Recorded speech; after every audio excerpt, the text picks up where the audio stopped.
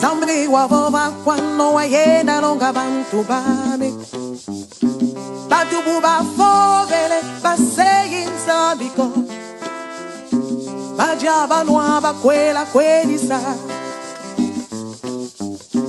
Buketi kwena mulonga bantu bo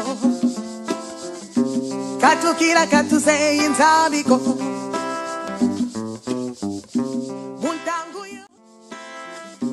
Zambi wavova kwano wayenda longa bantu bami Batubu bafovele baseyin zabiko Bajaba nwaba kwela kwelisa Buketi kwena mulonga bantu bo Katukira katuseyin zabiko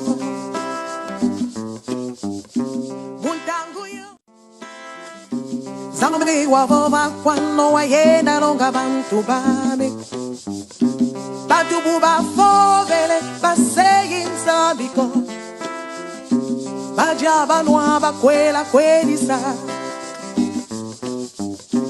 Buketi kwena mulonga bantu bo Katukira katuseyin zabiko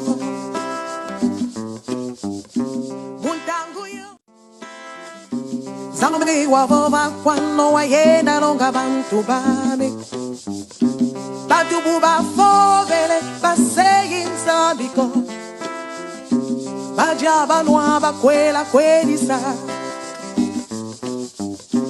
Buketi kwena mulonga bantu bo Katukira katuseyin zabiko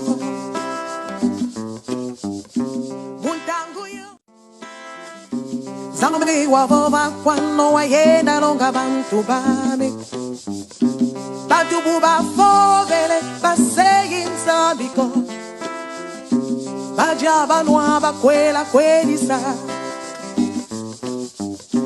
Buketi kwena mulonga bantu bo Katukira katuseyin zabiko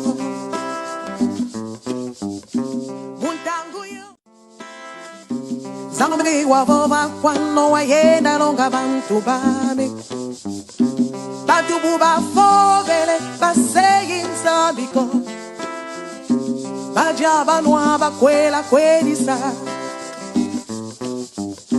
Buketi kwena mulonga bantu bo Katukira katuseyin zabiko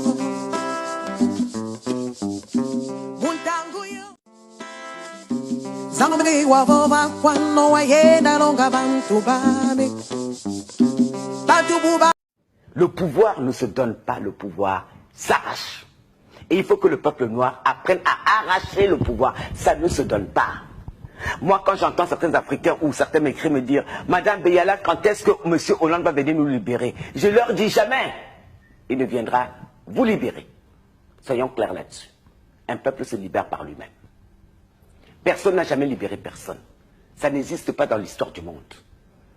Si vous voulez vous libérer, si vous vous sentez opprimé, levez-vous et utilisez tous les moyens de votre possession pour vous libérer. Ayez l'esprit du sacrifice. Au moins les Africains français, nous l'avons. Quand nous décidons d'acheter une maison de la culture africaine française, nous ne sommes pas riches. Mais chacun va se dépouiller un peu de ce qu'il a pour que le collectif marche. Il est temps que les Africains apprennent une chose. Tant qu'ils n'auront pas en esprit que nous sommes dans un tout plus grand que nous-mêmes et que chacun va vouloir ne pas mourir, ne pas donner son argent, ne pas donner son temps, ne pas donner son énergie, on n'ira nulle part. Et ce n'est de la faute de personne d'autre que de la faute de nous-mêmes. Et cette autocritique, il est temps que les Africains, mais les Africains français, le fassent. Or, ce n'est pas le cas pour l'instant. Ils sont en attente de quoi? Il ne se passera rien. Mes frères, il ne se passera rien si vous ne faites pas. Parce que moi, si je suis opprimé, je me lève. Quand je crée le collectif Égalité, à l'époque pour réclamer des places pour les Noirs, c'est parce que je sentais j'étais opprimé et que mes frères étaient opprimés. Donc, je me lève. Et je prends des risques. Et des risques, On peut même jusqu'à aller se faire tuer. Il faut accepter le principe sacrificiel. Les nations occidentales se sont créées sur la base de ce sacrifice. Même la France aujourd'hui, s'il n'y avait pas eu des hommes, des femmes, des enfants qui ont sacrifié leur vie en faisant leur révolution, la révolution française, on n'en serait pas là. S'il n'y avait pas eu la commune, on n'en serait pas là. Le sacrifice fait partie du processus de la construction des identités des nations. Nous, on ne veut pas le faire. On demande aux autres de le faire. Pendant des années, j'ai vu, on n'avait pas de maison de la culture. Les Africains français ont passé leur temps à aller demander qu'on le leur construise. Mais personne ne va te construire ta maison. Tu dois te la construire ta maison. Ils réclament qu'on aille libérer l'Afrique. Mais personne n'ira libérer l'Afrique. Les Africains libéreront l'Afrique eux-mêmes s'ils le veulent. Pas en parlant, mais en agissant. Parce que ça fait des décennies qu'on les entend parler. Moi, je suis un révolutionnaire. Non, tu l'es.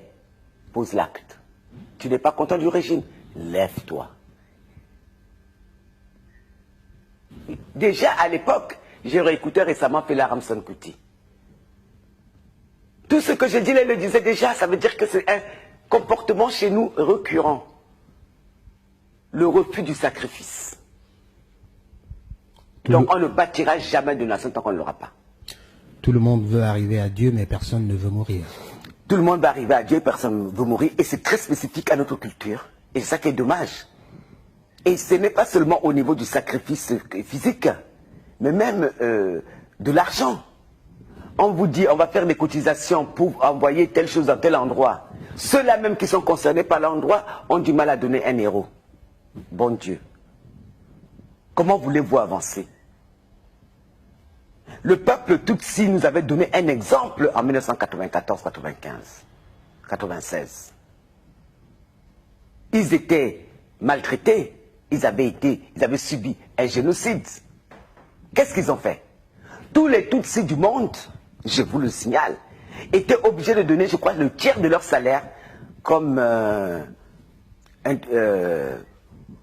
don à la révolution. Et ils l'ont tous fait, enfants comme adultes, vieux comme jeunes, hommes comme femmes. Et Kagame se battait au front.